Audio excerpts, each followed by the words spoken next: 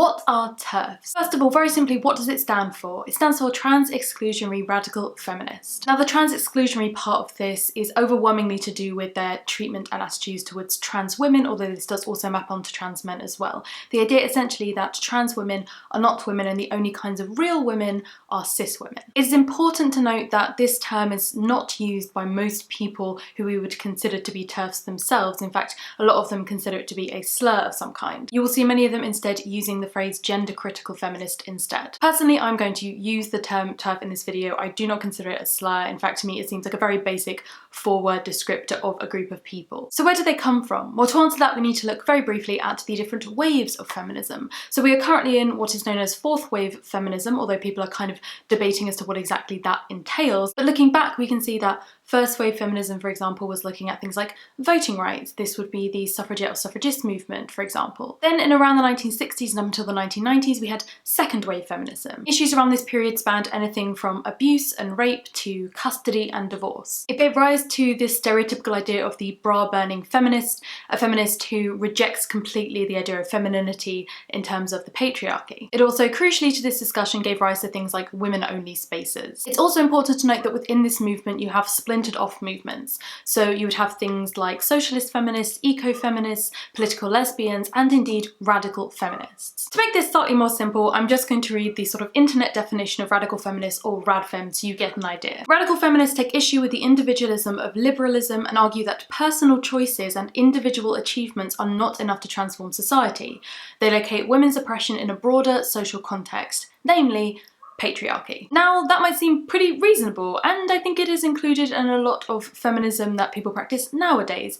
It's important to note that not all radical feminists are trans-exclusionary. Trans-exclusionary radical feminist is a four-word phrase for a reason. I think here it's also important to note that there is an idea in many circles that TERFs and feminists who are lesbians are kind of interchangeable, and that just isn't the case. Now, this stereotype comes from a number of different places, but we've seen it kind of played out more recently in a lot of discourse around the idea that lesbians could not be attracted to trans women.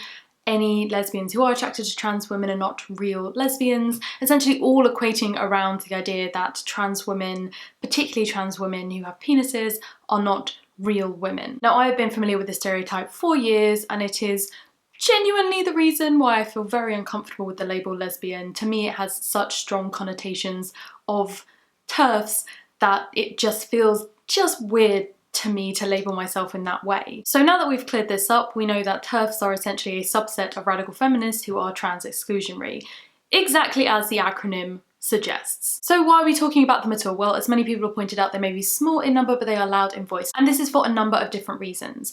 One, these women had places in second wave feminism. They were voices of authority and then still continue to be because of that legacy. And two, leading on from that, they're of the age where they can hold positions of authority in a number of different places, not just within the feminist movement itself. This means they are often looked at as a source of knowledge, and this can have a big impact. The reason why they garner so much criticism is not just because of their trans-exclusionary views, it is the power and force with which they then put those views out into the world. Actual quotes from TERFs about trans women are that they are men's rights activists, that they are the lowest of the low and scum on earth. It means that to them, any violence done against a trans woman would not be considered violence against women, but any violence done by a trans woman is seen as men's violence and oppression towards women. Their rhetoric around trans women will centre around things like the sexual and physical danger that they feel in around trans women especially, and with trans women around children. A lot of TERFs also hold the completely ridiculous idea that the reason why trans women are transitioning is because they are men who are sexually aroused by the thought of dressing like or turning into women. Essentially, I kind of wish that we didn't have to give people who believe this kind of stuff the time of day, but the fact is that they do hold positions of authority, and they are positions which are educating young feminists who have probably never met a trans person before, but are hearing this stuff about them, and it's setting their own viewpoints around who trans people are. To my mind, the fact of the matter is that we're in a world in which trans people can be harassed, vilified and murdered for being who they are. And in that world, TERFs are dangerous in their seeming obsession with spreading misinformation and vilifying trans people further. I think it is important to acknowledge a lot of second wave feminism was rooted very intensely in the female body, the idea of reproductive justice, the idea of being unashamed of your body was something that was very, very important then. And I think that that has had a massive influence